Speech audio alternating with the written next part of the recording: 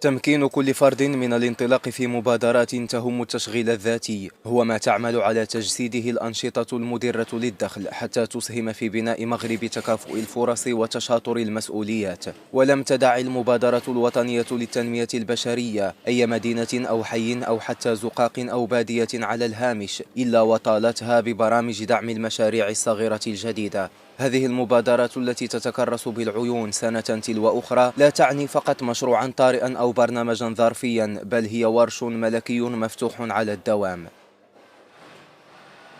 بعد ما توقف النشاط التعاوني كيف الأنشطة ديال الشركات والتعاونيات في هذه الجائحة، اضطرت التعاونية بأنها تشوف طريقة باش تخدم في هذه الجائحة. حصلت عليها الشهادة الحمد لله، وبادية في الإنتاج.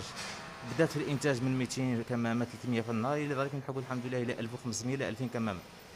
ودائما التعاونية النشاط ديالها هو يعني استفاد من عدة مشاريع، صفقات عمومية، دخلت تشييد الصفقات العمومية كيف طابليات كيف مشاريع كاملة.